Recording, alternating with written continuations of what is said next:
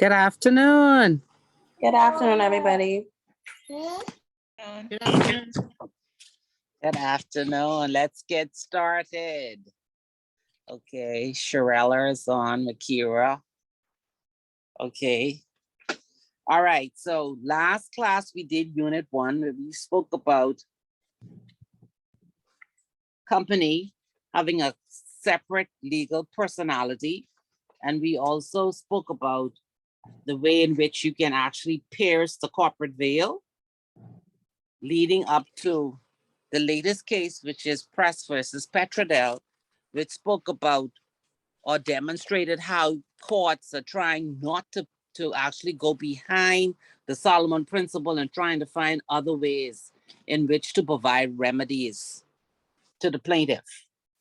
And then I said for homework, we will still go through the traditional cases dealing with piercing the corporate veil, just to get an idea of when the courts did pierce the veil, even though there's a lot of criticism against those. So who's going to start the first case?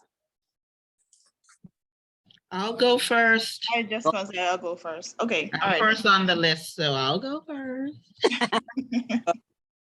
Greetings from beautiful Roxanne, Duluth, right? Oh God, don't say that. Sorry. And I told you not to say that because you wanted to even post pictures. Don't I do know, that. right? Go ahead. All right. So my case is, of course, Adams v. Cape Industries PLC.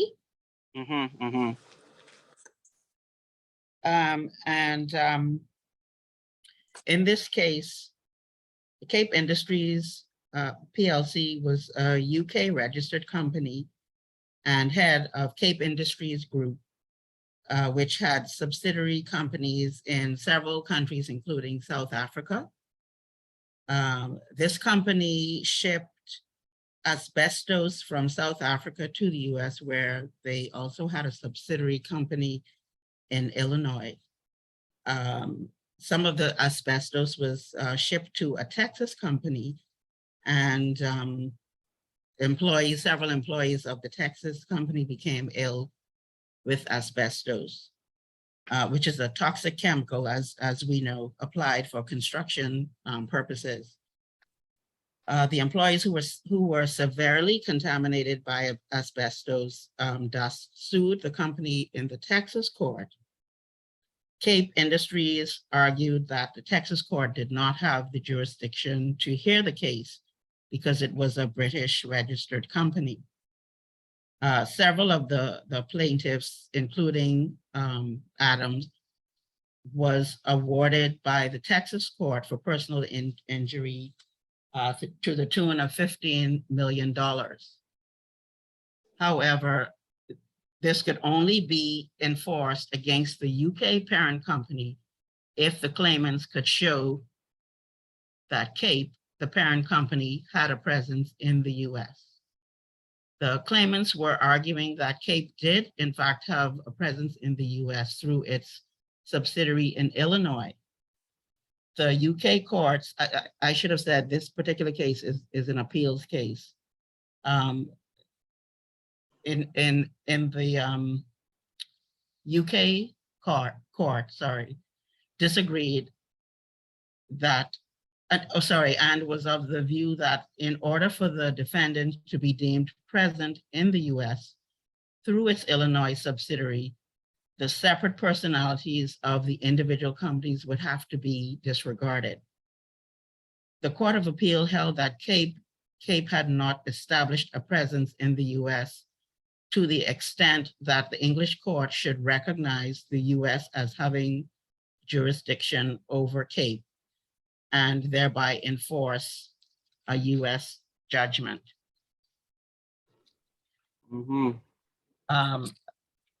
The Court of Appeal further held that for a company to be considered as having a residence in a foreign jurisdiction, two factors must exist. One, the company has its own fixed place of business in the jurisdiction, which carries on its own business for a substantial period of time, example, a branch office. The UK courts therefore held the US subsidiary was a separate and distinct entity from the parent company. And the Court of Appeal referred to Solomon v. Solomon Company Limited, which allows a parent company to use subsidiaries in the manner in which the present company used to avoid liability without it being considered fraud. Mm-hmm. And the court saw that there were no grounds not to rely on Solomon v. Solomon, and therefore refused to lift the corporate veil, lift or pierce the corporate veil. Mm-hmm. And then just for background, for my own purpose, because I was like, really, I don't quite agree. But then I had to research the distinction between a branch and a Okay. subsidiary. Uh-huh.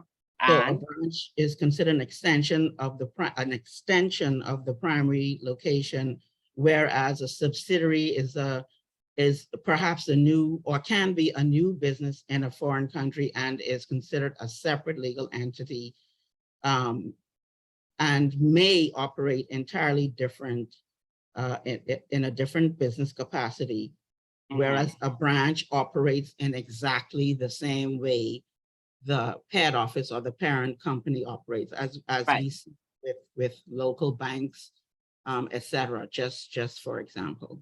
Right. So even if, like how you give the example of the bank. So when those foreign banks first came here, they came here as branches. Right. Right. So, and then as branches, that meant that really we were really just a booking center, not really operating the way in which they do now. Okay. Subsidiaries with their own board, generating their own income, having, even though they have a group policy, making addendums to those policies that fit into our laws and regulations, having their own insurances, taking their own, I mean, even though you'll have a group-wide risk, the risk appetite for the entity would be focused on where it's doing business. Okay. Yeah. Okay. And so Adams versus Cape is a very good case. It's one of the leading cases you use in company, especially with group companies, because it speaks about the subsidiary being a company itself. It doesn't mirror the parent as a brand does. Okay. Yeah, that's a very good case. Thank you. All right. Who's next? Christina? I think Makira wanted to go next. Okay, go ahead. Okay, so my case was Jones versus Lippmann, 1962. Okay, in the case of Jones versus Lippmann, the defendant Lippmann had agreed to sell his house to Mr. Jones for £5,250. After the defendant had entered a contract with Mr. Jones and realized his property was worth more, he didn't want to sell anymore. He decided to incorporate a company, made himself the director and owner, and then transferred the title of the property to the company. This was to make it seem that he was not the sole owner of the property. The purchaser found out and carried out specific performance according to the rules of the Supreme Court, 14A, against the transaction made on the transfer of the property, sorry. The judgment was that it was found that the defendant's company is the creature of the first defendant, a device and a sham, a mask which he holds before his face in an attempt to avoid recognition by the eye of equity. That the company was incorporated solely for the purpose of evading his obligation under the sale contract, and it was therefore granted that the property be sold to Mr. Jones. This is a case of piercing the corporate veil. That's it. Okay. You have any comments? Any questions as to why the court did what it did in this ruling? Because, Go ahead. yeah, I think the reason why he did it was because, okay, first of all, Lippmann was he was the owner of the property, and then he had already entered a contract with Mr. Jones. But then after he found out that the property was worth way more than what he was selling it for, he didn't want to go through with the transaction anymore. So therefore, he decided to create a company with him being the director to make it seem as if he wasn't the owner of the property. So I guess he wanted to cancel the transaction and say that the property wasn't his anymore. Mm-hmm. And that's why they said it's fraud. Yes, ma'am. Yeah. That's why. All right. Let's go back to Christina. Okay, so please excuse the noise in the background. That's my son on his tablet.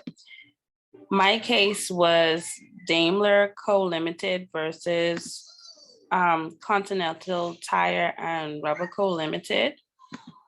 I'm just going to read the summary. So Continental Tire and Rubber Company was incorporated in England, but the holders of all of the shares except for one, also the directors were Germans residing in Germany.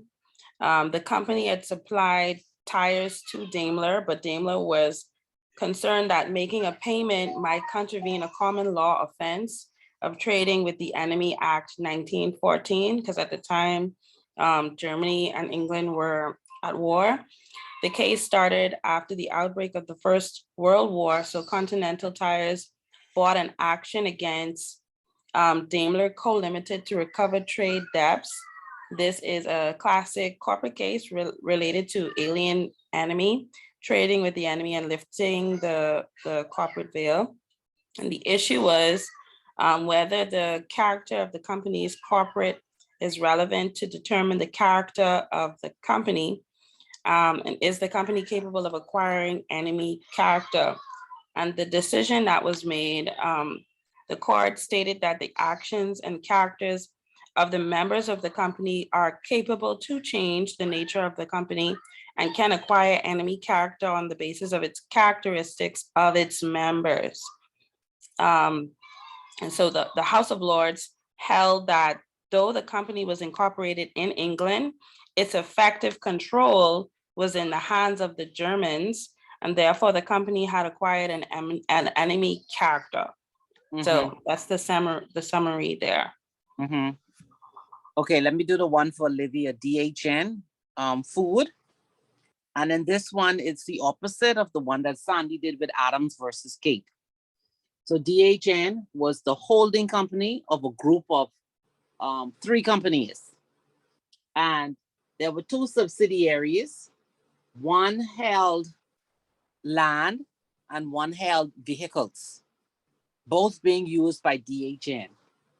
So the land was being compulsory purchased by the government. You know, when the government comes and say they're purchasing your land to do whatever, road construction, build whatever, they would give you a fair market price.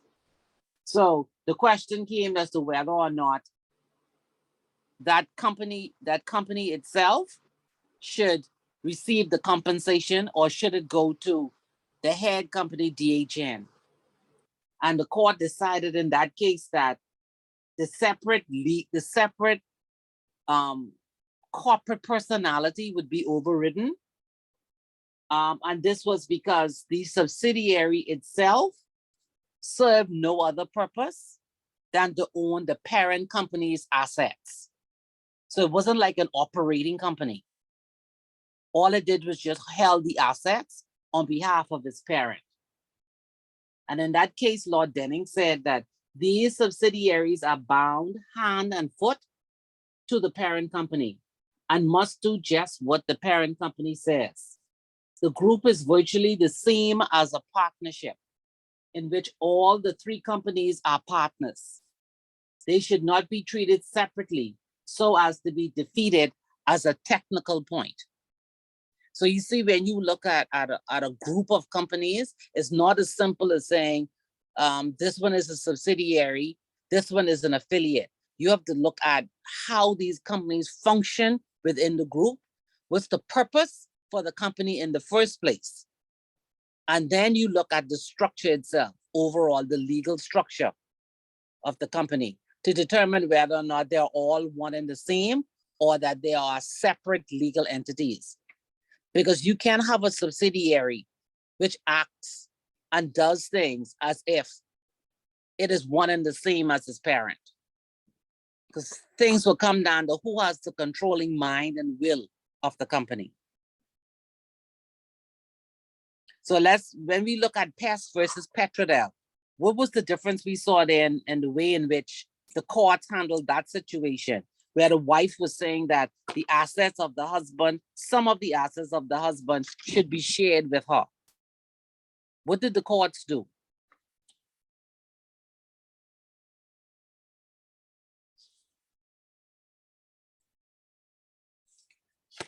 Anyone can remember what the courts did in Pest versus Petrodel? After she argued, go ahead. I believe they pierced the corporate veil, if I remember correctly, and awarded her some of the properties that were under the company. Now, you sure they pierced the veil? Well, he was the beneficial owner. But it was still an incorporated company. So that's my deduction. I don't know if that's really what it was. That's why I asking you, are you sure? Sandy, what you say?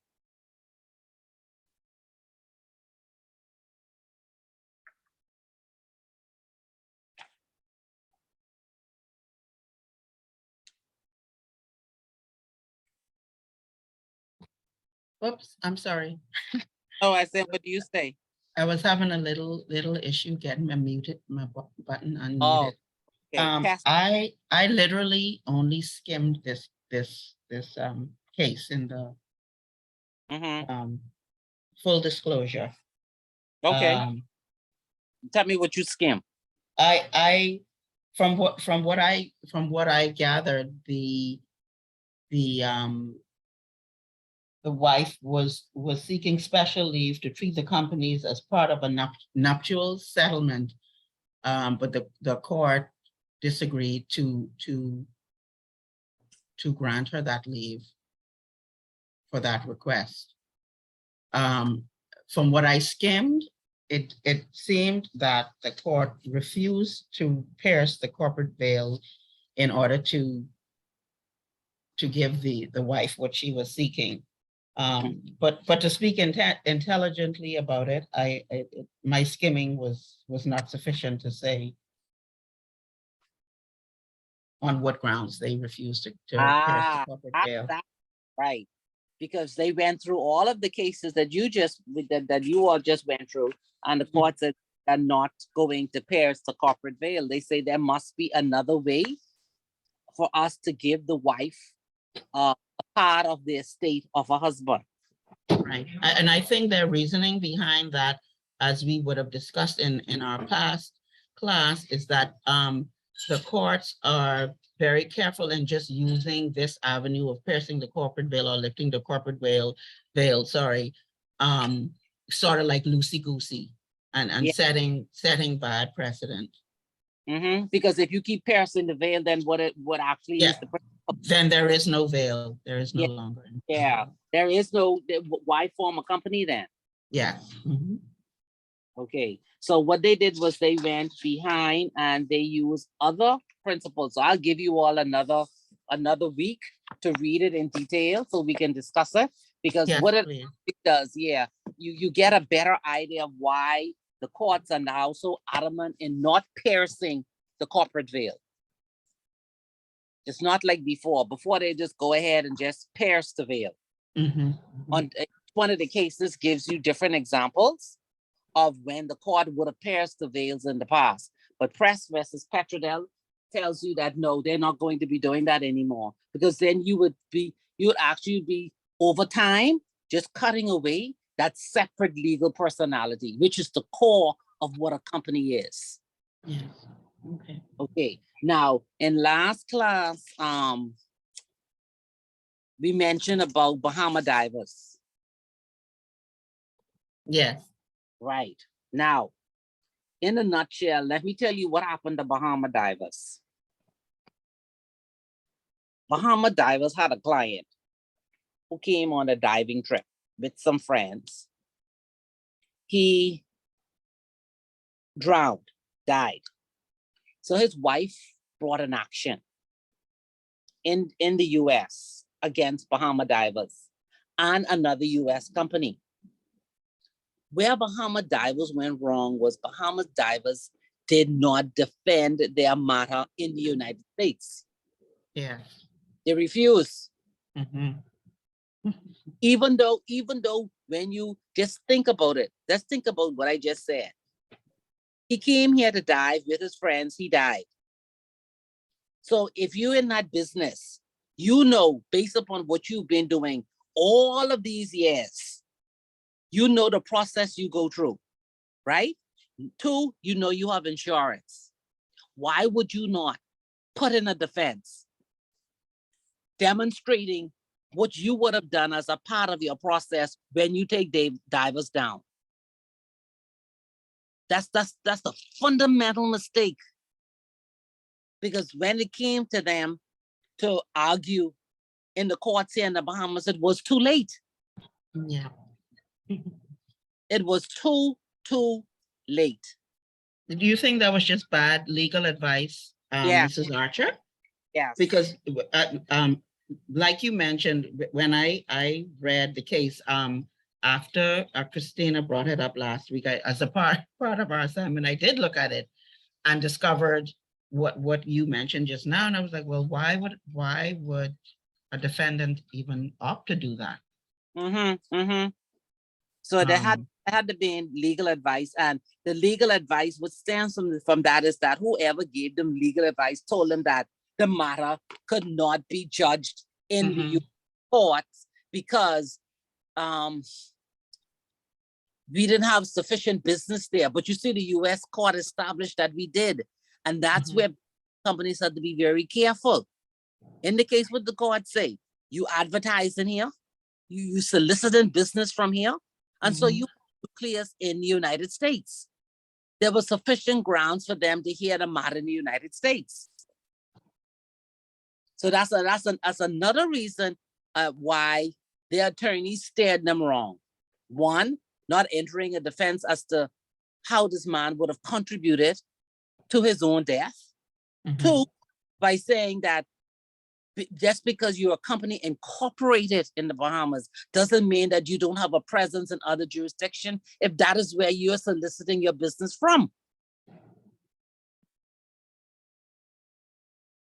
And then the third part of where they went wrong was that persons was telling the proprietor, the son, that the sum of $9 million, oh, that sum won't stand here in the Bahamas because we don't give that. No, that decision was decided in the courts in the United States. Yes. And they brought it here for enforcement. And they followed every step, which means that all of the process that they had to go through in order to come to that decision and to come to that summary judgment, Bahama Diver never refuted.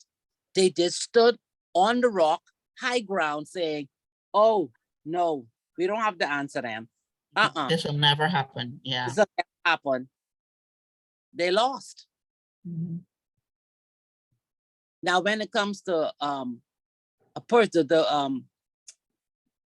whether or not the courts would pierce the veil, when you read the article, you will see that the assets of the company won credit. The company itself had an overdraft at the bank. They hadn't made money during COVID. And so that judgment against the company will stand. Now, of course, after they've sold all of the assets, I doubt there will be sufficient money to pay $9 million. Because he said that normally at the end of the year, they make $2 million. Of course, then they have to pay staff salary, pay loans, pay for the assets, the boats, the equipment, and all of that. So there won't be any money left. Right. Reading from it, it then sounds as if they have any money. But if the plaintiff is still going behind them, then on what grounds will the court pierce the corporate veil? It's not fraud.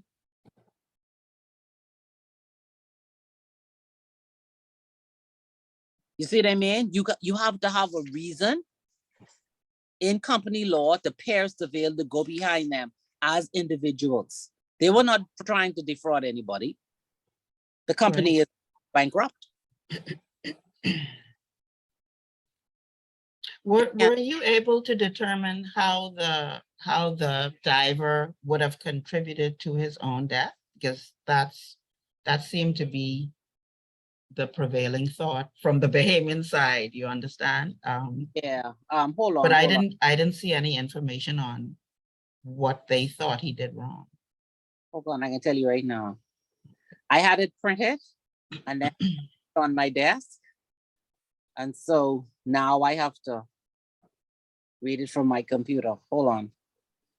I'm gonna pull it up right now. I prefer the paper. Because then I would, I do as well. yeah, I could have highlighted it and had it ticked. Because that's the part I wanted to read to you. And then the thing about it is the attorneys brought the defense at the courts in the Bahamas when the US court had already given their judgment. Work backwards. Yeah. Now, I don't know who the deceased was, because to arrive at that figure of 9 million, they would have looked at his potential income over the average of his lifespan. I saw that he was the owner of a very thriving restaurant. Like you, I'd have to kind of pull that up, wherever he was residing, because of course, you know, when you're researching something, a person's name. Oh, that came up, yeah. I'll look it up. Right. I'll look it up. Okay, so this is what they say. This is how they came to negligence. They say he failed to take care of his own safety in a sufficient and proper manner and was reckless in this regard. Remember now, he was a certified diver. Right. They say the deceased failed to use any and all reasonable care and conduct so as to ensure his safety. He refused the assistance of a dive guide, which Bahama Diver could have provided, and instead chose to dive with a group of persons who were certified divers, as was the deceased. The deceased left the group with which he was diving by himself, and that in contravention of the diving protocol. And he attempted to reach the surface alone and without assistance of the persons in his group. So you know when you dive in and you go so deep, the first problem you're gonna have is oxygen coming from one level to the next one. So he probably suffered a heart attack. Yeah. He alert any person in his dive group that he was about to swim to the surface, or an alternative that he was in any danger, immediate or otherwise, as the protocol in such circumstances. Now, I did read that the wife had tried to sue other persons. So I understand he probably tried to sue other persons within that group. And at the end, she sued Bahama Divers. Right.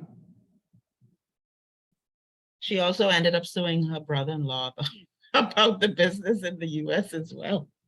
So yeah, no, seriously, because apparently it was a very thriving restaurant. I think they may have had a few chains of the restaurant, but certainly the primary location was a real money maker, and she had asked her brother-in-law this would be her husband's brother, to join in the business, and you know, somehow she thought he was mismanaging it and decided to get rid of him. And then that's another lawsuit that she has filed, and I think is still active, actually. This woman can't be serious. So a lot of people are of the impression that she's just so happy, she's greedy. You know, they was calling this woman everything except a child of God, but you know, I guess she's just capitalizing on certain opportunities. Yeah. Oh, that's a lot. Yeah. That is a lot. But I still believe in back to our Bahamas case, they practically handed that to her. I'm Yes, like, Lord. yes, they did. I don't, Yeah. I don't understand. I don't know. Couldn't they have appealed it or something? They they didn't. But they could have appealed it. Yes, in the U.S. court they could have. But see, the thing about it is, if someone is claiming, if I'm going to sue you, right, and for the death of my husband, saying that you caused the death of my husband, would you not, in your defense, file something saying no, because this is what happened? They didn't do that. And like you say, that's just basic. Yeah, That's your starting point. That's No, exactly. no, I do it. And then you start building your argument, right? Exactly. And But they they didn't. didn't even do that. And even when she got summary judgment because they didn't appear in court, they didn't answer anything, they still didn't appeal because they were sitting on whoever gave them that advice that that matter can't stand here in the Bahamas. That they have sued the attorney that gave them that advice? I don't know. No, I didn't see it anywhere in No. what I read. No, not that they did, but could they have been able to? It depends if they sought legal advice in the proper way. Mm, Or mm, talking to a lawyer on the side of the road. yeah, right. Okay.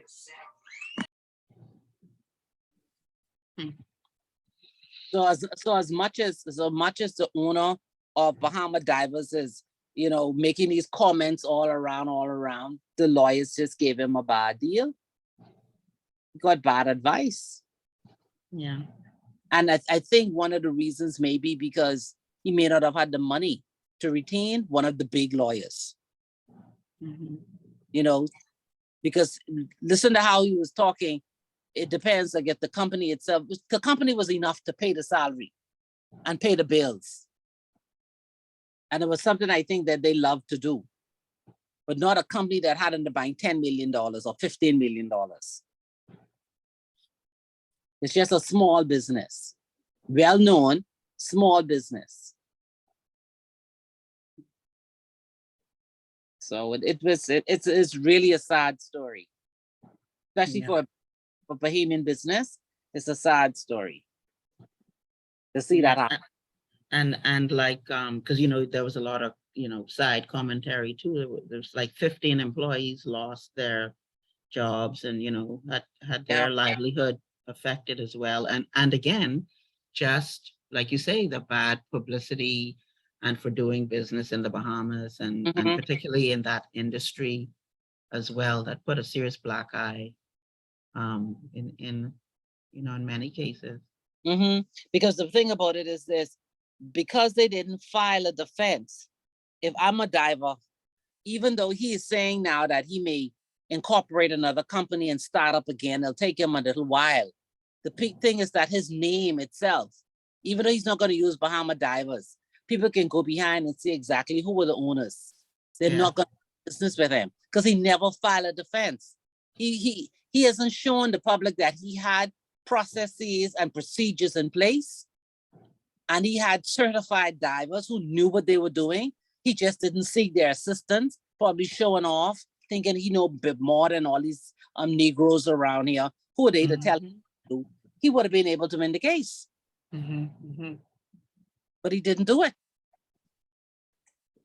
He was ill-advised. I have another question too. Would he have been able to countersue for potential, what do they call it, character to do if he had won? Yes, he could have. The reputation. Yeah. Yeah. But he got bad advice. Yeah, he got bad advice. So sad. It really is sad.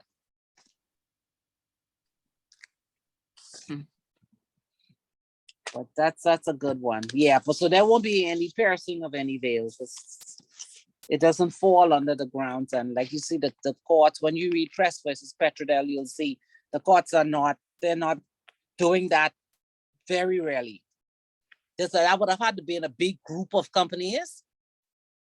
And then they would actually have to look at who is the directing mind and will. Who's running the company? Who's giving the instructions? And are they one single economic unit or not? There's a lot to take into consideration, but Bahama Divers is a very sad story. Very, very sad. All right, let's go to unit 2.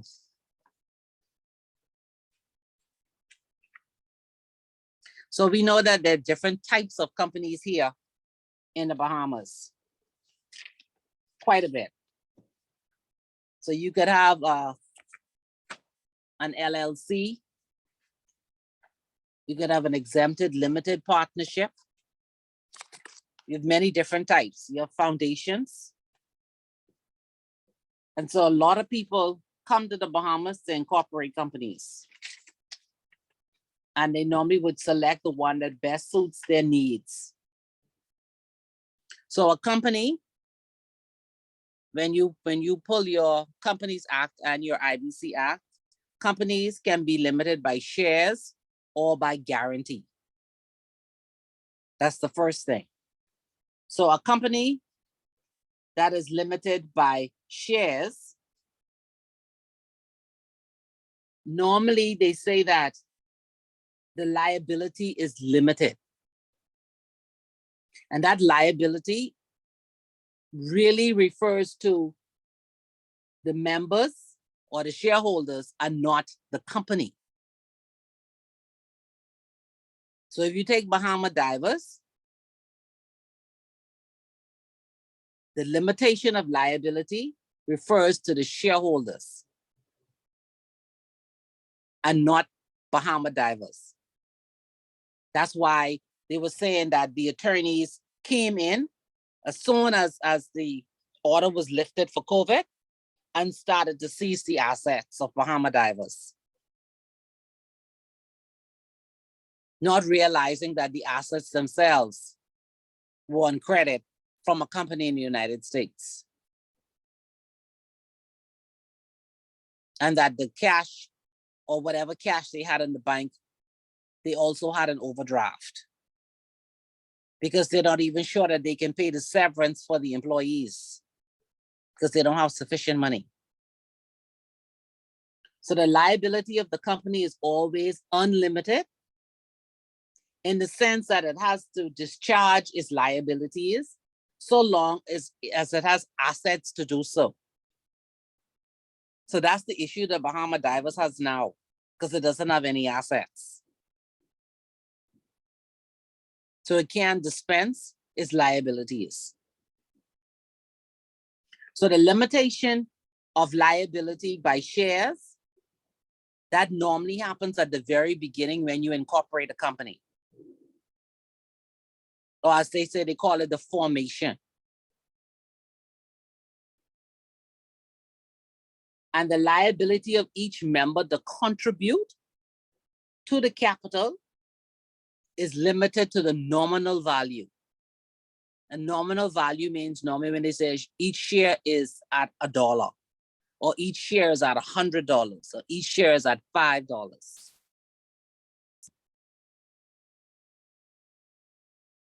So once the members paid the company for their shares, their liability is discharged. And they can't be responsible for any deficiencies of the company.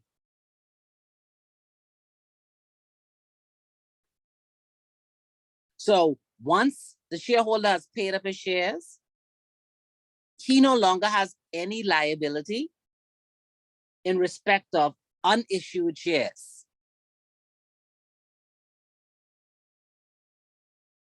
But when there's if it's a very small private company, the advantages of limited liability can sometimes be blurred. Because like we mentioned in the last class, if you have a very small private company and you go to a bank, they normally would ask you to put up some of your personal assets. in order to qualify for the loan. So a company limited by shares is where the liability of its members to contribute towards the payment of the debts is limited to their investment in the company.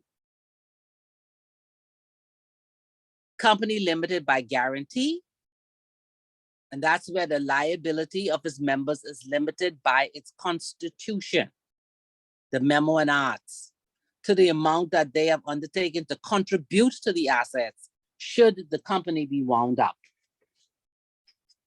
So that's the difference between a company by shares and one by guarantee. A company limited by guarantee does not have a share capital, as there is no contribution required until the company is being wound up. Since companies limited by guarantee have no share capital, they are private companies and not public companies.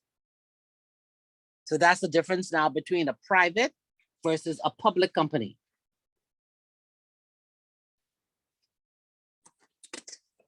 So under strict scrutiny, the company structure is primarily used for nonprofit companies and is widely used for community projects, sporting associations, educational and charitable purposes. Though the membership in companies limited by guarantees may fluctuate, some companies do enjoy limited liability and separate legal personality.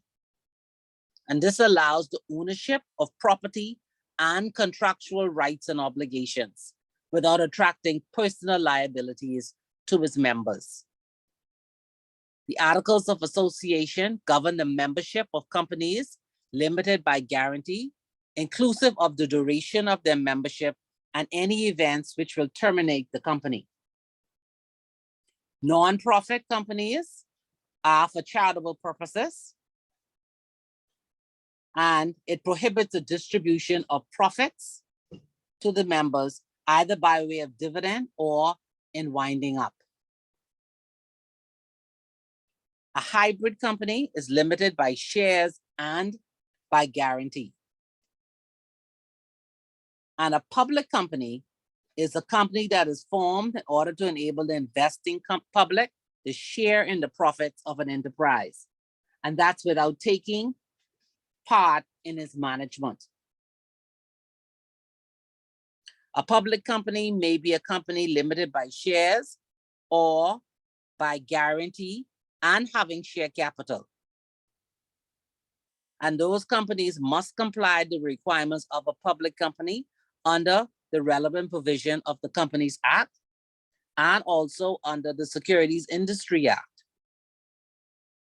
Since a public company may offer securities to the public, although it's not obliged to do so, it is distinguished from a private company because a private company is prohibited from issuing shares to the public. Registration for public company is stricter than the regulation for private companies. And again, it's because you're offering securities to the public. So the Securities Commission required that prior to offering its shares to the public, a company must, first, they have to file a prospectus with the commission. And the commission's role is to review the prospectus.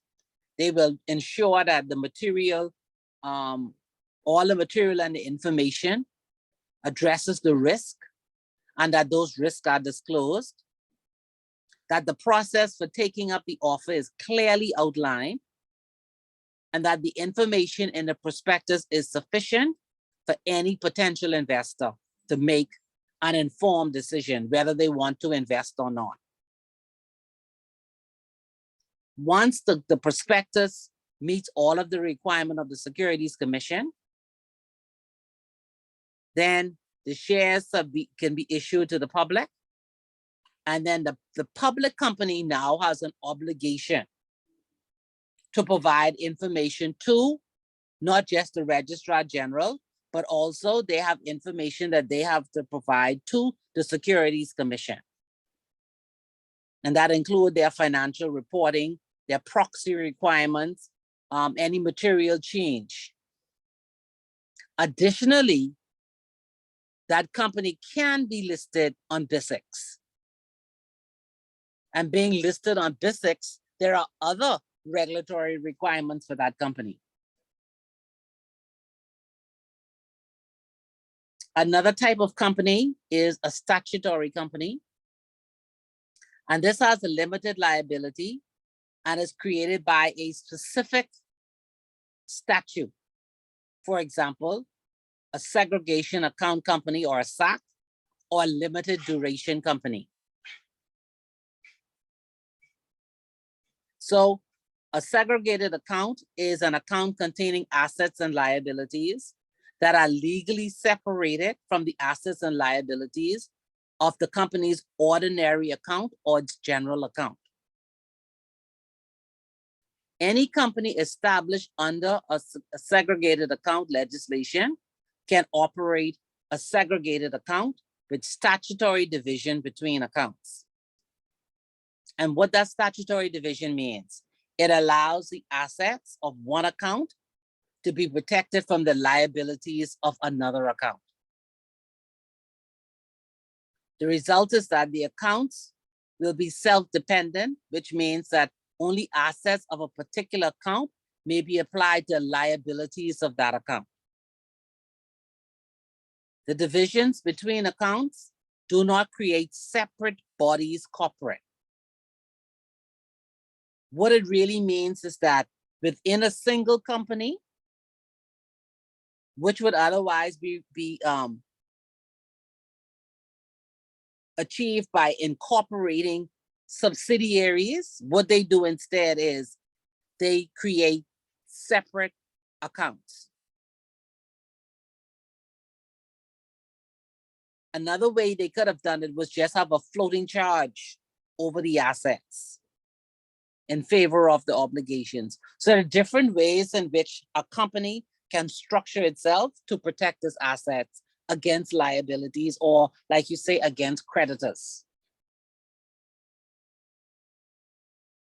A SAC consists of a general account or a core cell, and that contains assets and liabilities which are statutorily separated from the assets and liabilities of the other segregated accounts, or one or more segregated accounts. So any company which is incorporated or registered under the Companies Act or the IBC Act can apply to the registrar to be registered as a segregated account company with the prior consent of its primary regulator. It has to be engaged in investment funds, issuing securities, insurance business, a subsidiary of a bank or trust company, or engage in any other business as agreed by the regulator or the minister. The limited duration company was introduced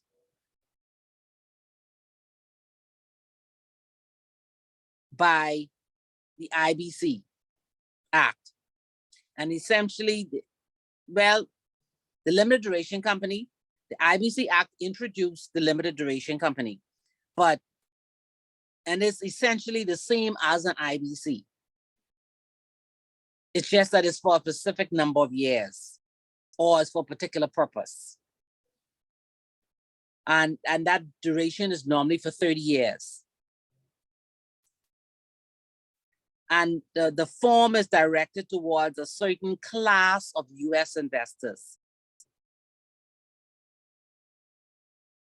So that's what that, and how else to explain this now? When you structure it, a limited duration company has the characteristics of a partnership. And it is treated as such in the United States. So in the United States, they would call it a limited liability company. In the Bahamas, we call it a limited duration company. A Companies Act company are limited by shares, or it can be limited by guarantee, or by shares and guarantee. Non-profit companies are companies limited by guarantee, and they're incorporated under specific provisions of the Companies Act. Public companies are also incorporated under the Companies Act. So a Companies Act company, or as they call it, the CAC, must have a registered office in the Bahamas.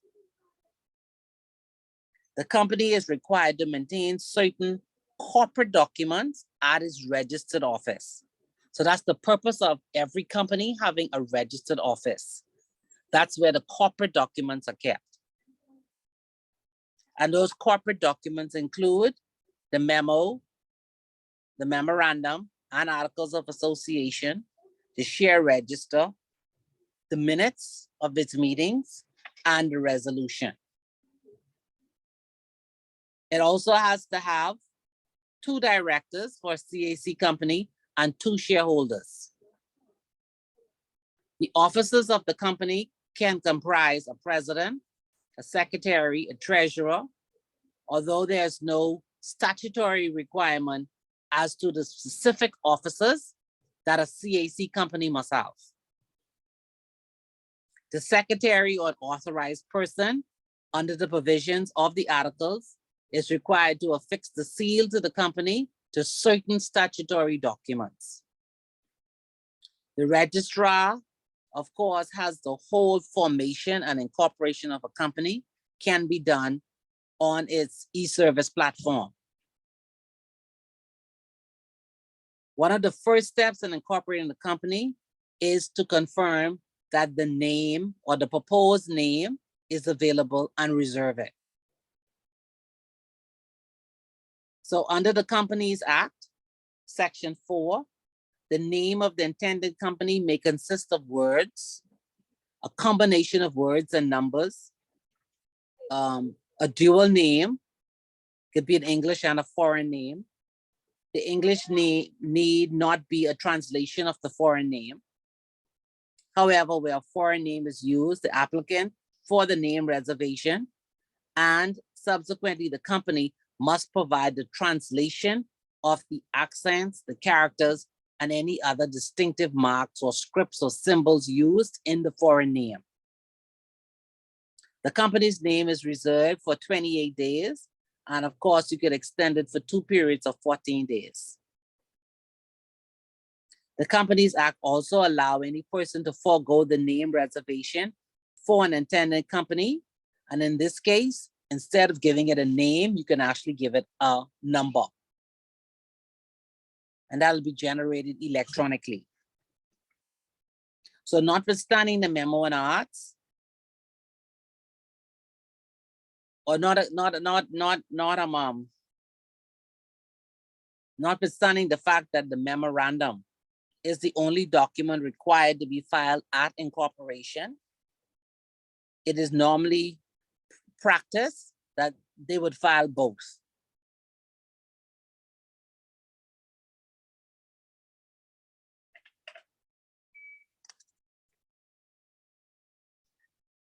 The Companies Act requires that an affidavit must be executed by the witness to the subscribers of the memorandum and articles, and along with that, a statutory declaration has to be prepared and attested by the attorney who notarized the affidavit and must be notarized before another notary public or attorney.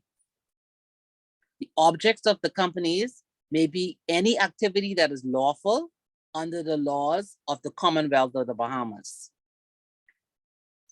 The turnaround time for incorporation of a Companies Act company using the e-service,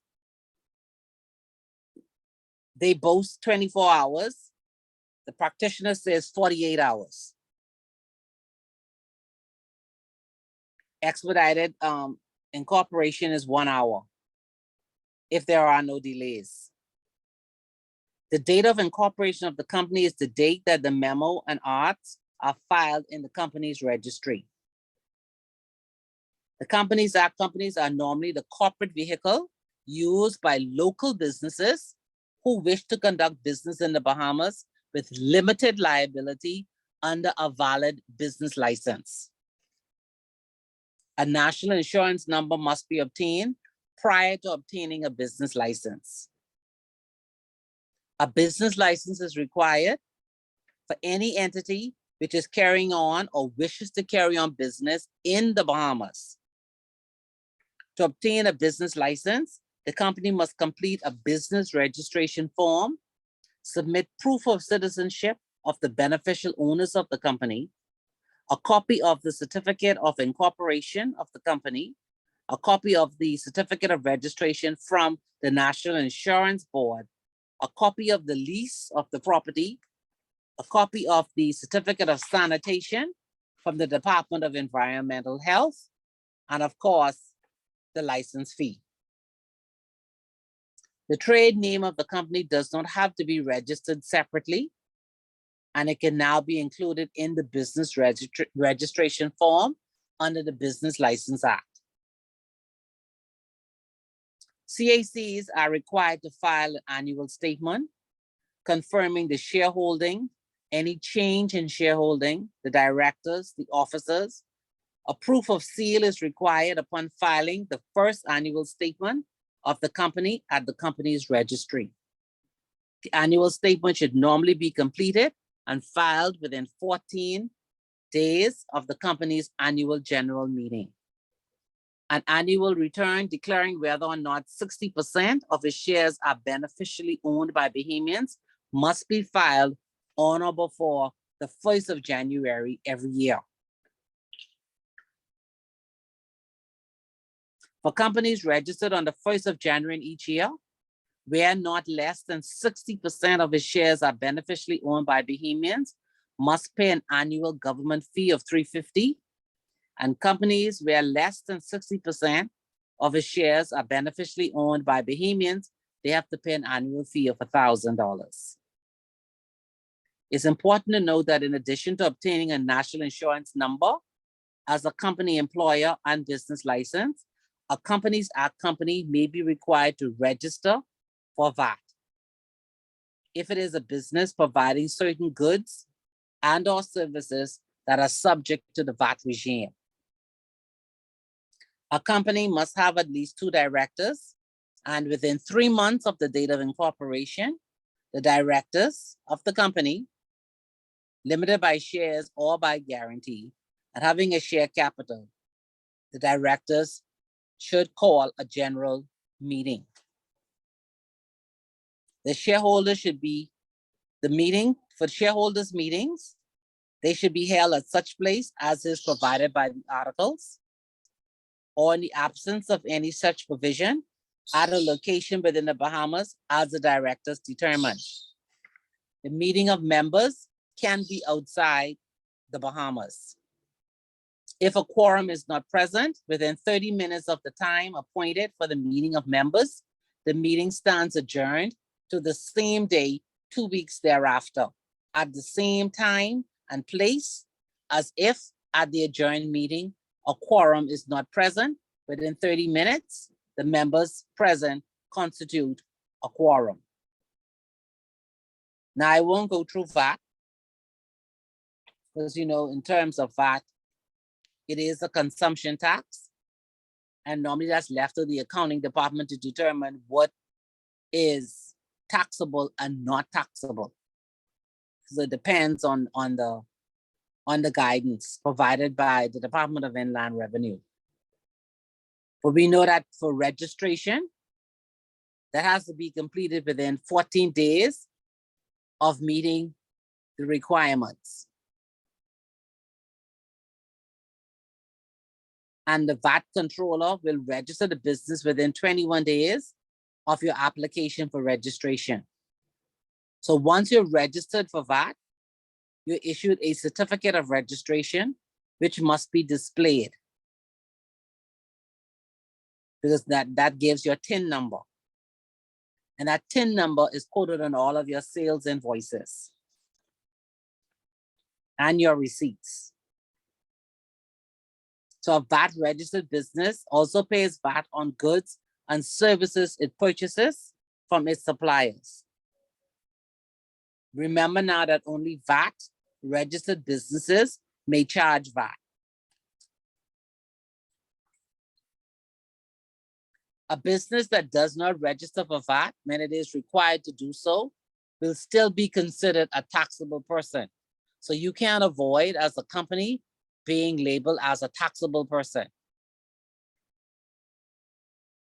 The VAT regime does offer voluntary registration under VAT for those businesses that may not be required to register for VAT, but may make or intend to make taxable supplies or claim a refund of VAT if charged by their supplier.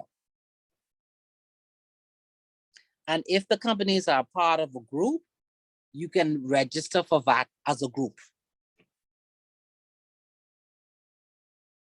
So as you know, VAT now is charged at 10%, down from 12%.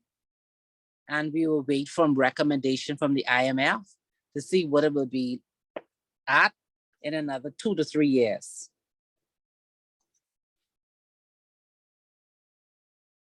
So let's look at the IBCs. IBCs are corporate vehicles, again, just like a CAC, and they were designed for commercial, corporate, wealth management, property holding, trading, insurance, and investment purposes for business people. So you see, if you look at a CAC company versus an IBC, the IBC is more versatile. IBC is more geared towards domestic business versus the IBC is more for international business. So IBCs may be used as a part of a complex structure or an arrangement. You can use an IBC in a trust structure. You can use it in family offices. It can be a part of a foundation structure. It can be used in financial planning, private wealth management. All of those different structures or arrangements, you can use an IBC. So IBCs are incorporated in the Bahamas under the Act, IBC Act 2000. And a limited duration company is incorporated under Part 10 of the IBC Act. An IBC may apply to the registrar to be registered as a limited duration company. And an application may be made at the same time as an application is made to incorporate under the IBC Act, or to continue the incorporation of a company under the IBC Act, if the company has at least 2 subscribers or 2 members.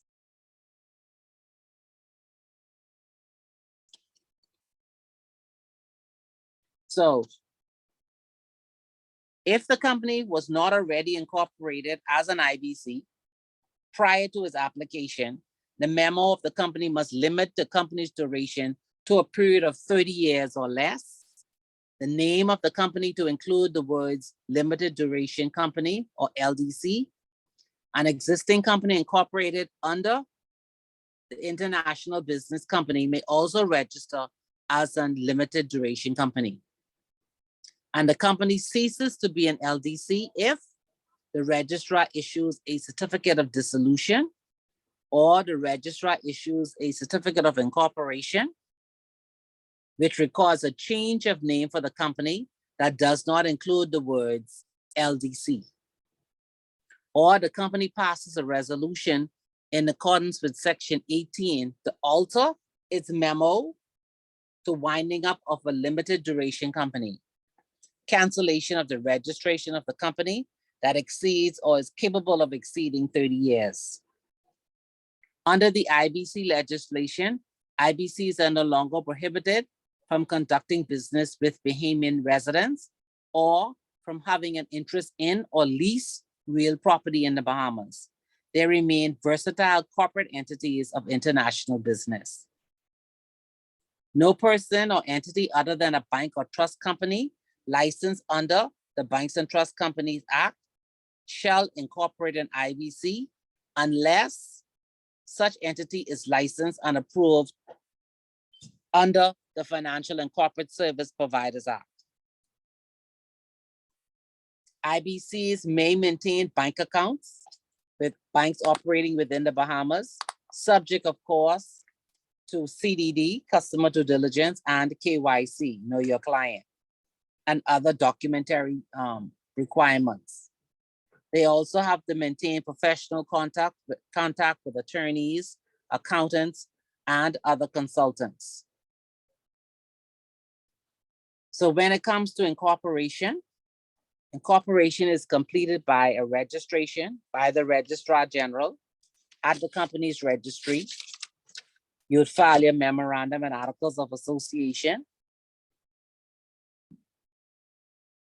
at which 2 persons or more persons have subscribed for shares to the memorandum of association and your certificate of compliance.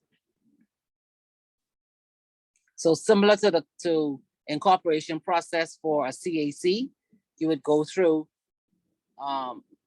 selecting a name, reserving your name, extending it if necessary. And of course, paying your fees once you file your memorandum and articles of association.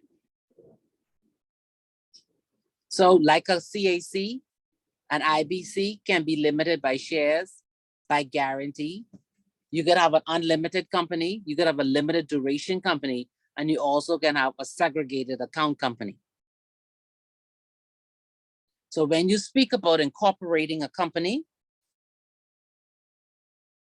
the first 2 documents you need, which is actually how that company is going to be operated, you have the memorandum of association.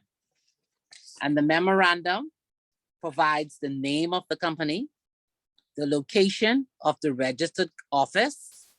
It has the location of the registered agent.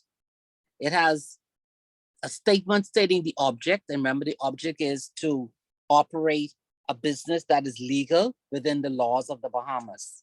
You don't specifically state in your memorandum that your business is to sell shoes.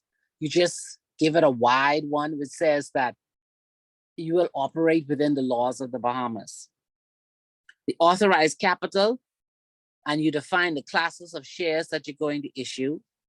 A statement of the number of shares to be issued as registered shares, and of course, the currency in which the shares are to be used. So here in the Bahamas, the ultra vires doctrine does not apply. And so there's no need to delineate all the objects of the company. Like I said, long as you state that the object of the company is to conduct business within the laws of the Bahamas, then the only way you would stipulate what exactly what business you're going in would be in the business license. A statement in the memorandum of association to the effect that the objects or purpose of the company is to engage in any act or activity that is not prohibited under any law. The IBCs can amend their memorandum or articles by shareholders or directors' resolution as and where permitted. And only registered shares are allowed for an IBC. The Bahamas no longer permits bearer shares because of the risk associated with not knowing who are the ultimate beneficial owners. There are no minimum authorized capital required for IBCs. The authorized share capital of an IBC may be divided into various classes of shares, each with different voting, dividend, and other rights. The capital may be denominated in any currency. Shares may be issued in fractions, in registered form only, or they may be of no par value. Unnumbered shares are permitted. IBCs can purchase, they can redeem, or acquire their own shares. They can reduce their capital by resolution of its directors and with the necessity for an appropriate order of the court. For an IBC, you only need one shareholder. There is no nationality or residency requirements for shareholders unless the memorandum and articles speak differently. Meetings of the members may be convened by the directors or by the members holding more than 50% of the votes or much lesser percentage as prescribed by the memo and articles. And they could be held within the Bahamas or outside of the Bahamas. You can attend it in person, or you could attend meetings by proxy. You can do it by telephone, you can do it by Zoom. And like I said, it can be held in the Bahamas or outside of the Bahamas. And IBC is also required to have only one director, and that one director may be an individual of a company, and such director need not be a Bahamian resident. Because remember, like I said at the beginning, the whole structure of having an IBC is for either financial arrangement or for wealth management or just simply for business arrangements. The subscribers to the memorandum elect the first directors, and the memorandum of articles govern subsequent appointments. Meetings are convened by the directors and may be held within or outside of the Bahamas. The directors may attend in person, again by phone or by electronic methods.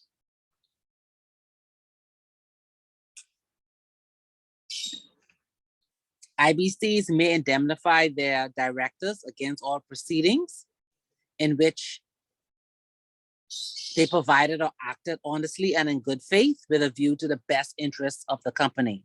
So all that is telling you is that an IBC itself can put a provision within the articles, and then also to cover that risk, they can also have insurance, professional indemnity insurance. One of the key features of the IBC is confidentiality. And that is what the foreign investor is looking for, confidentiality for when they're doing business internationally. The other ease of it is once they have a registered agent, they know since the filing is so simplistic, they don't have that headache, they just pay an annual fee and that is taken care of. So the IBC affords a high degree of confidentiality. And since there are only limited filing requirements for an IBC, it makes it much easier for them to do business. It is only the name of the company, its registered office, and that of its registered agent's name and address, the company's memo and articles, including any amendments, as well as the names and addresses of the company's directors and officers that are filed with the government. So if you remember quite a few years back, when we would have had that breach at the Registrar General that went out internationally, that they were able to get into our database. And they thought that once they got into our database, they would have been able to determine who were the owners of the IBCs. And when they would have read the annual statements, they were not able to determine who were the owners of those IBCs. Because you'll see as we go down further in other areas, the way in which it is structured, those persons do not put their personal names as being shareholders of those companies.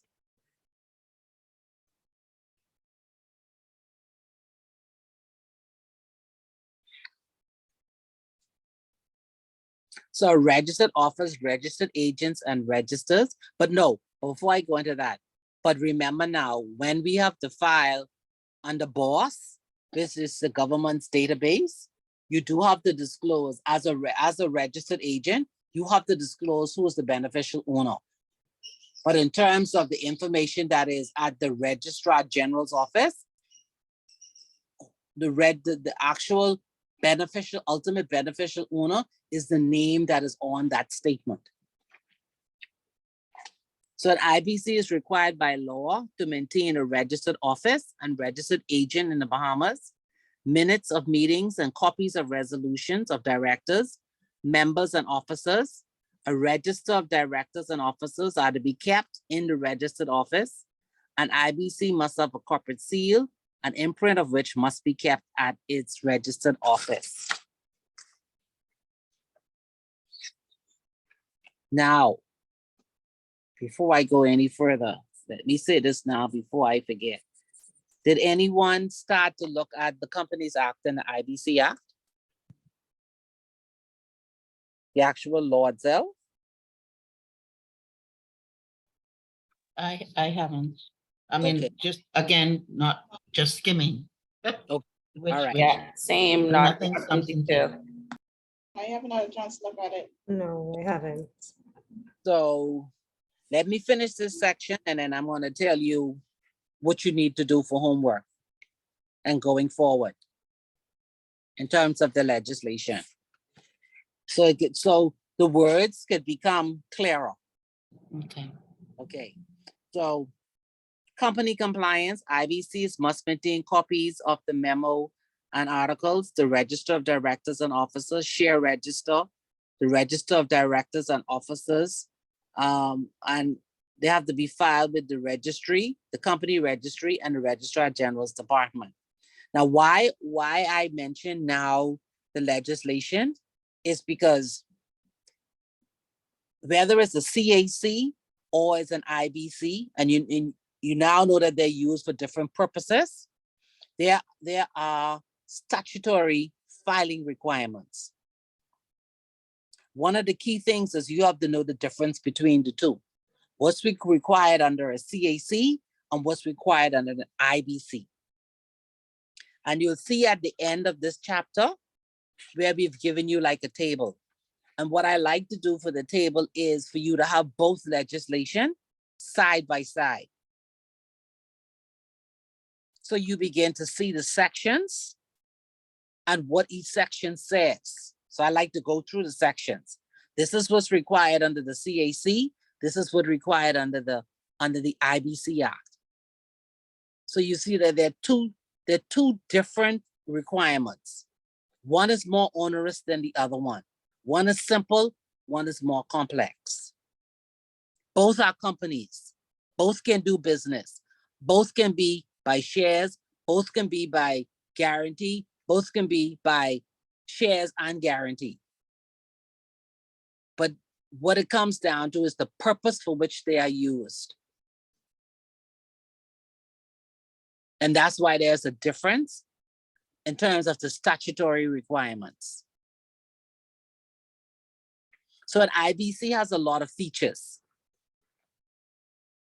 They're exempt from stamp duty in respect of shares.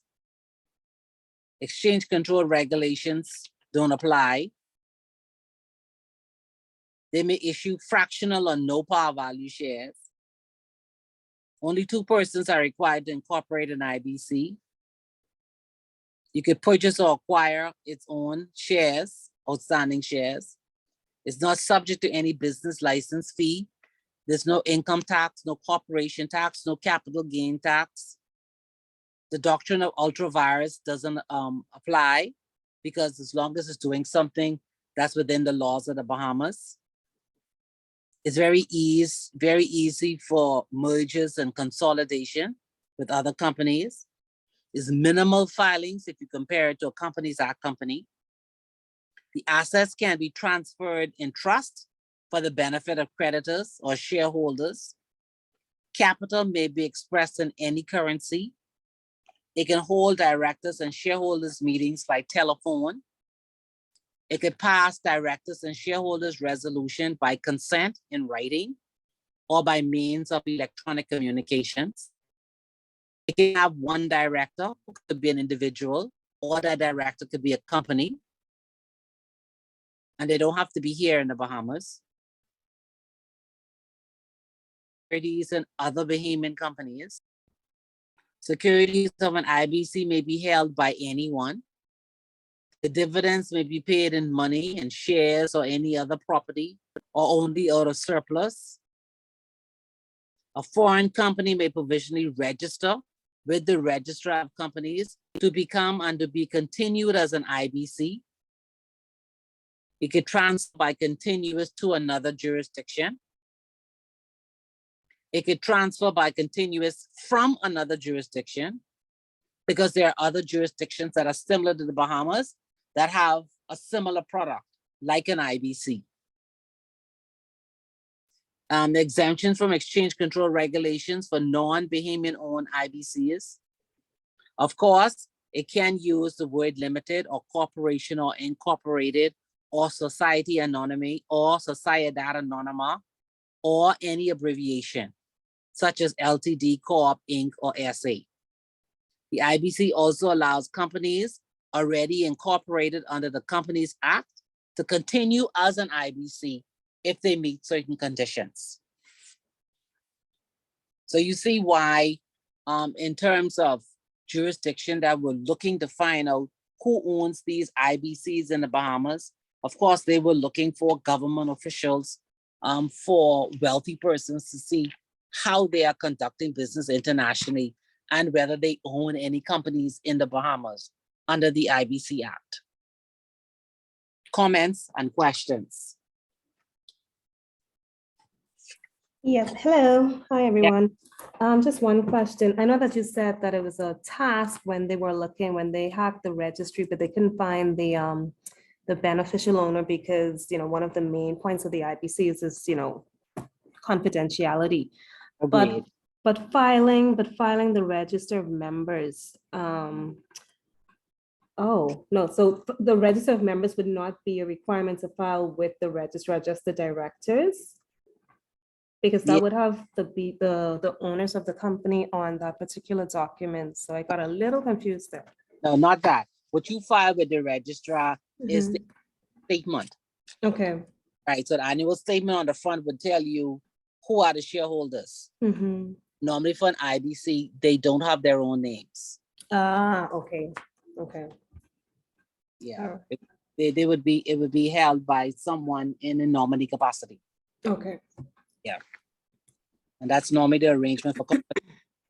But then remember, I qualified that by saying that when you have to upload the beneficial owners for the government or system, of course, you as the registered agent should know who is the beneficial owner and have the KYC on that beneficial owner. Mhm, true.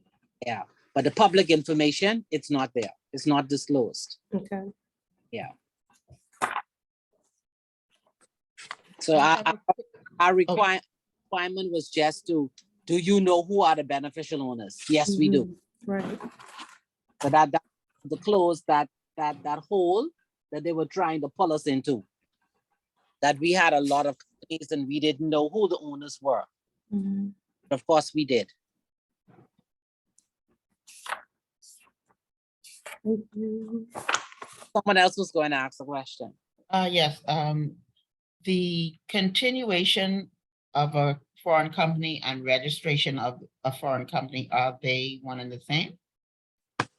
When I hear the expression where a company is being continued from one jurisdiction to the Bahamas.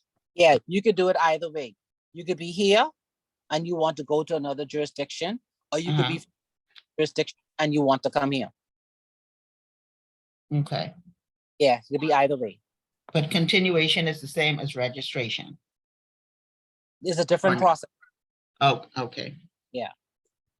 But we do have a lot of companies, foreign companies now coming to the Bahamas to register, to do business. Remember now, one of the key things outside of company law now, and one of the key things about the Bahamas is its name for doing business, the reputation. What we have as a jurisdiction internationally is our reputation, then our location, and then our political stability. Right. And then circle all of that is with our people who are skilled. And that's what people are looking for. So if they go to one jurisdiction and they see that they're having trouble doing business because their company is incorporated in XYZ jurisdiction, they're going to go for a jurisdiction where they know those people are skilled at doing business. And that's what we sell. Our name. That's what our name means internationally. So that's why you normally hear that conflict when people say things like, oh, we're a first world country, knowing that we are a third world country. But when it comes to finance, we rank up there with the rest of the jurisdictions. Okay. Yeah. So be proud to be a Bahamian. Always, always 2422 world. That's right. But we fight hard for that. Very hard. All right. So at the end of the chapter, you see where I have the table comparing the requirements under the IBC Act and then under the CAC Act. I wanted us to go through this with the legislation, and that's where we'll start next class. But for now, I'm gonna go run through it. And then when you pull out your 2 pieces of legislation, you could either do them individually or together. But next class, we're gonna go through some of these sections in the act itself. Because I want you to become familiar with the act, not just with words, but the act itself. Because the act is what drive the business. So if you were to become a company secretary, your document is your memo and articles. When you have questions, you're going to go to the legislation. Anyone have any aspirations to become a corporate secretary? I don't, but I sit in close proximity with our corporate department and hear all of this stuff going on. And yeah, no, and it sounds very interesting. It is. It is. And it's a bit of a crossover when they come into the real estate transactions, because as you indicated, a lot of foreign investors incorporate companies for different purposes. Amongst them is purchase of real estate. Mm-hmm. So when that crosses over to me in that regard, I mean, I don't have any in-depth knowledge of, what went into incorporating this company. So despite not wanting to become a corporate secretary, I think that information would still be very beneficial to me. Yeah. Okay. So as a corporate secretary, it's not just about just taking minutes. Because when they start out first, they start out with contributions from the various departments. Then they have discussions, and then they make decisions. And whatever actions they take have to be within the Articles of Association. And so being a corporate secretary, you must know the Articles of Association, and you must also know what the actual act permits you to do. So you have to sit there and be the eyes and the ears of the chairman. You have to be able to say, if someone moves a motion, you have to be able to say, that can't happen at this meeting. That really need to happen at the shareholders meeting. Or we don't have sufficient persons here. Or a certain key person is not here in order for us to take that vote. So that's why I just wanted you to get a feel of how the acts are written. You know where to look for certain things. You don't have to memorize that it's section 22 because an index is there.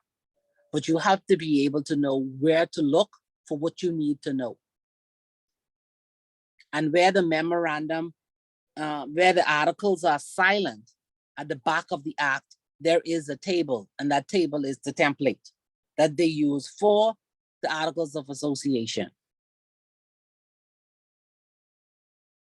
So if we look at the 2 pieces of legislation, if you want to perform the flexible company, you go to the IBC Act. If you want it for domestic purposes, you go to the Companies Act. When it comes to naming your company, both pieces of legislation ask for 2 subscribers. Both of them says that you could use limited corporation, unincorporated, LTD Corp. One thing you have to note is that there are certain words you cannot put in the name of your company because it is restricted by law. So if you want to use words like bank, trust, securities, you need the permission of that regulator, because those names are synonymous with the type of business that connotates from the name itself. So you cannot go to the registrar and say you want to call your company 123 Securities Limited. You need a prior approval of the Securities Commission. Both an IBC and a Companies Act, CAC, they require a registered office. And I put the sections there for that.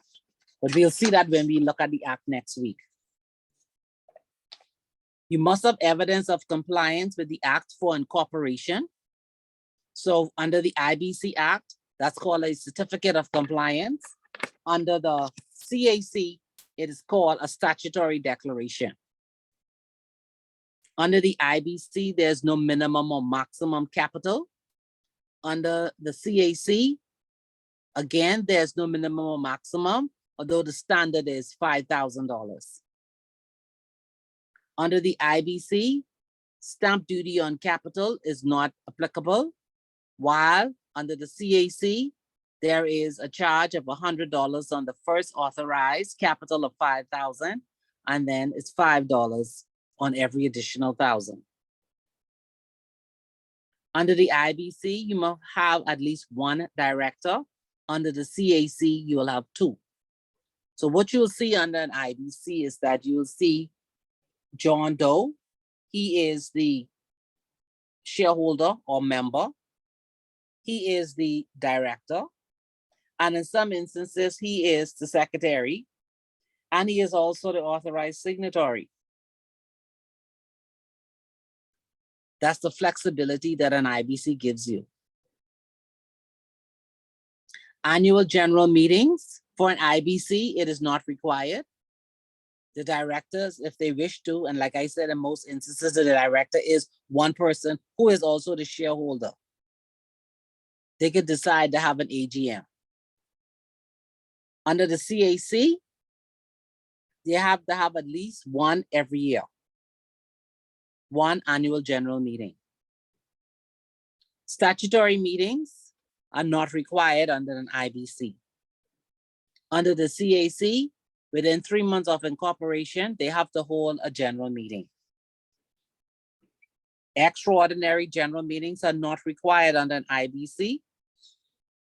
They are under the CAC. The minutes of meetings,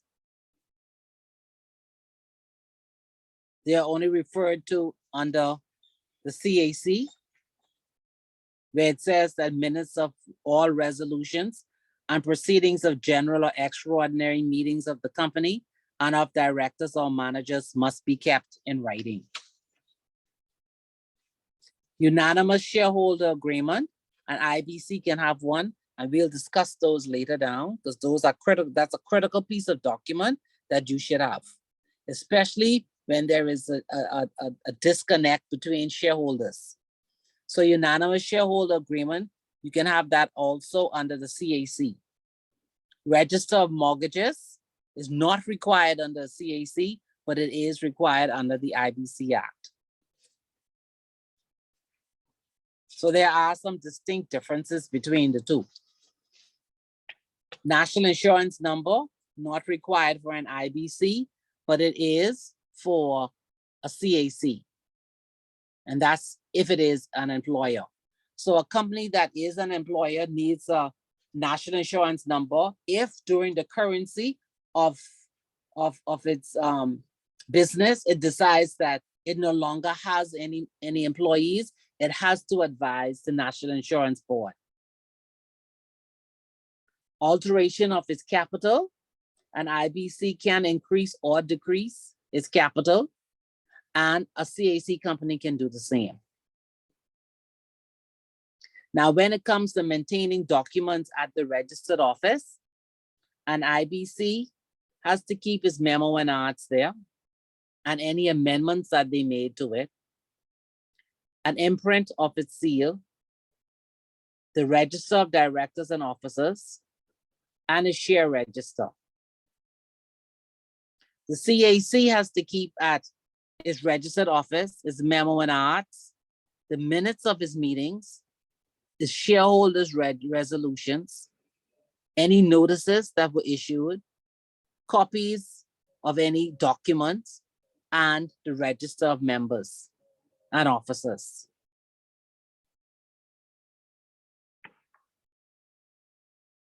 For an IBC, They can have a common seal. They can elect to have one. And the same thing with a CAC. They can elect to have one, which means that they do not have to have a seal. Exchange control approval, not required for an IBC, unless, of course, they're doing business with a Bahamian resident. A CAC, exchange control approval is not required for Bahamians, but it is required for non-Bahamians. IBCs don't require a business license, unless, of course, they're conducting business in the Bahamas. For a CAC, yes, you need a business license. The annual statement, remember, that's the document where the company would list its shareholders, and the bottom part would say whether there were any shares transferred, and then on the back of it, it would list the officers and the directors. That is not required for an IBC, but it is required for a CAC. Annual returns are not required for an IBC, but it is required for a CAC. And that's where you declare whether or not the company is beneficially owned or not by Bahamians. The filing of the Register of Directors is required by an IBC, but not required by a CAC. The statutory filing of annual financial returns is not required by an IBC, but it is for a CAC.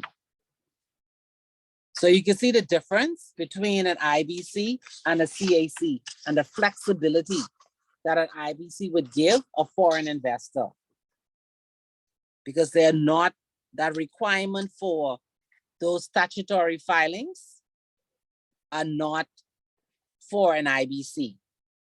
The bulk of the work is carried out by its registered agent who maintains those documents. So once that IBC enters into an agreement with a registered agent, that registered agent then takes on that responsibility of ensuring that all of the statutory filings are made. Versus if you're the registered agent of a company, a CAC company, you not only have to file and maintain, but you also have to prepare resolutions, send notices for meetings. If it's a small private company. If it is a public company, then those will be done by its corporate secretary. And you'll just receive excerpts of the minutes for your file in order to amend your registers. Any questions?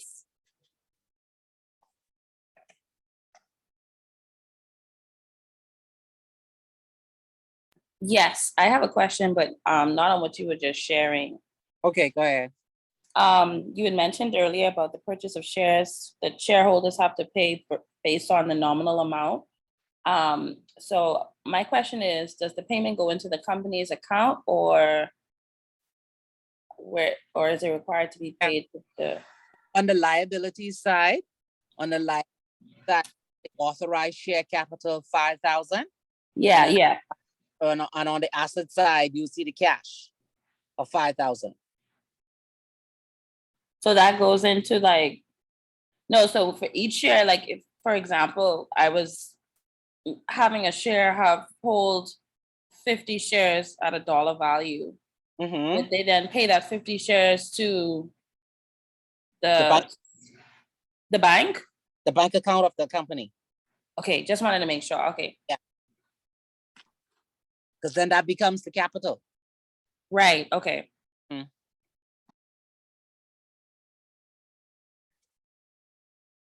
And that's why you see companies then would take that capital and invest it. Into the business, or doesn't really?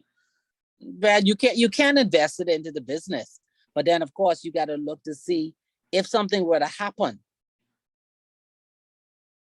the liquidity of the company. Right, oh, okay, all right. Yeah.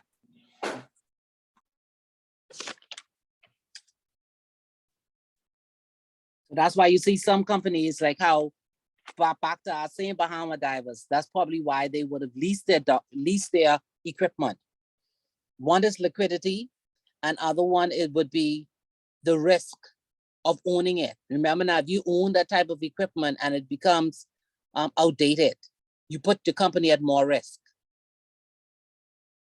So it's easier, Okay. yes, he's right. You have to think of all of these things. It's easier for you to get an equipment that has a life expectancy of maybe 8 months or a year, depending on usage, than to buy it outright. And then after 1 year, because the usage of it has been depleted, you would have spent $10 for it. But because you've used it so much, it's now only worth $1, then you have a loss of that asset. So it's easier to have an arrangement where you use it and return it and get new ones.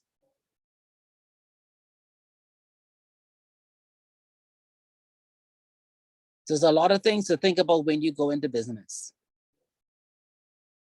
And that's why a lot of businesses fail. Yeah, I was about to say the same thing. Yeah. Yeah. Because incorporating the company, issuing shares, if there's just two owners and we are doing it 50-50, we're starting a company, we can start out with $5,000, $2,500 each. Now you need to decide what to do next. If you take your capital and you invest it in your assets and you use all of it, then how are you going to pay yourself salary? How are you going to pay light? Or are you selling it from within your house? And you have to structure the business, even if it's within your house, as if you were in a business itself and you were paying rent. Because otherwise you really don't get to see the true picture of whether or not the business is a going concern. Because then you could start to make a lot of money and say, guess what? We have a lot of clients all over the place. Let's open a business. And you see that happen. They open a business and then what? It fails. Because they didn't consideration BPL, water, staffing, salary, NIB, VAT. It changes.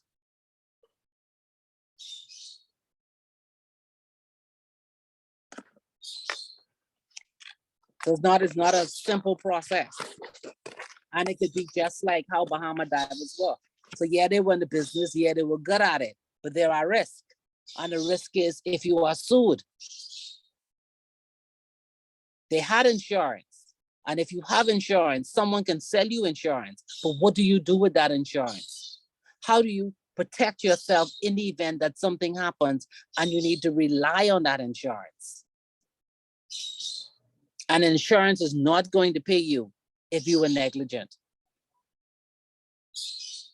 And so to prove that you're not negligent, you have to be able to demonstrate to the insurance company that I had policies and procedures in place to protect myself against this risk.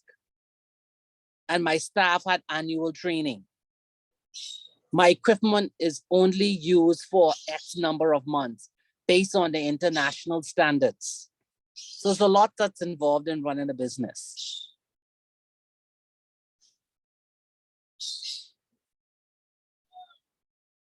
And then again, you see a lot of people run behind that separate legal personality, thinking that it covers them for everything.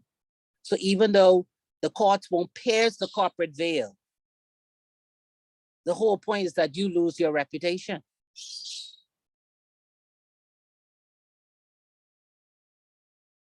And so you still lose a lot.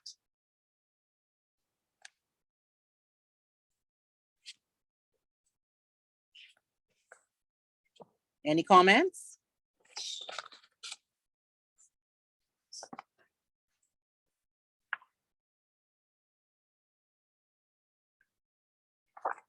No? So let me tell you what homework is.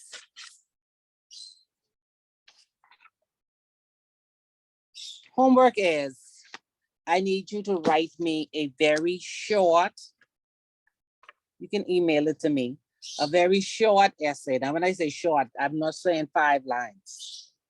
A very short essay on what is the principle of separate corporate personality? What is it?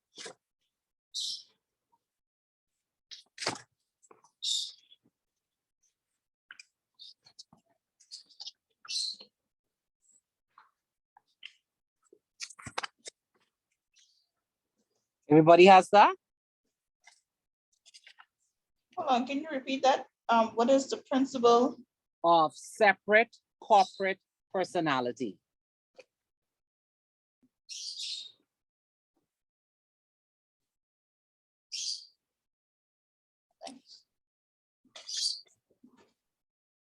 And you can email it to me.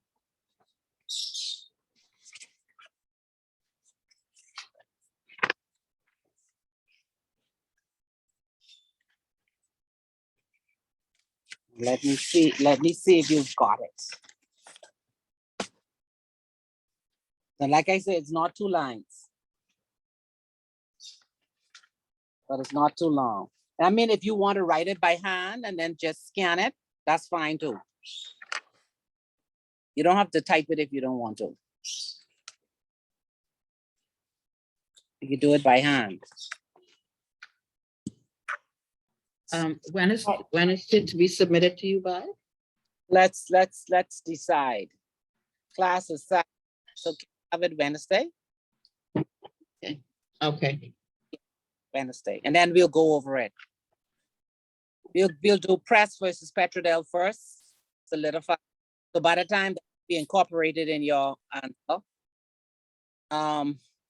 we'll look at the 2 acts, looking at the statutory filing requirements, and then we'll do unit 3.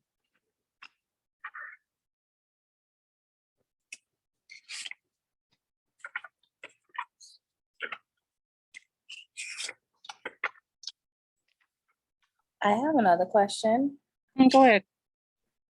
I saw the checklist for how to incorporate like for-profit entities. Is there a checklist of sorts for nonprofit entities? Or is the process the same? It's a little bit different. Okay. Yeah. You wanted a checklist for NGOs? Yeah. Okay, let me see if I can get one for you before next class. You And don't does it require like the same like memorandum, articles of association kind of stuff? Although it's like limited by guarantee, Yeah. same things, okay. It's just that because it's a nonprofit organization, it has to go to the AG's office. To the Attorney General's office? Huh? Wow. Are the fees the same in terms of the monies I to be? don't recall them being differently, but let me see if I can get it for you. Okay, Okay, not a thank you. problem. Okay. Not a problem. Let me put my homework here so I don't forget that you all have homework. And we agreed on Wednesday, right? Yes. Yeah, so I can mark it on Thursday. Yeah. Okay. All right, well, no more questions. That's it. You know, you all have a lot to read. So. Yeah. Okay. I probably would have a lot more questions, but I think after I read everything, I'll just structure it in an email or something. Okay, all right, no problem. Yeah. All right. So we will chat next class. I think I have everything I need. Yeah, I do. And don't forget to read Press versus Petrodel. It really gives you a clear picture as to the way in which the courts are moving with regard to piercing the corporate veil. Okay? Okay, sounds good. All right. So please, Sandy, you could go and enjoy Lutra now. I know they put me to work, so. Yeah. We'll stay here and enjoy the heat and look at the cars and inhale smoke. Yeah, it's okay. Hey, even though they're putting me to work, it's against a beautiful backdrop, so I don't mind. Yeah, I know. And that nice native food. Yeah, I know. Don't remind me.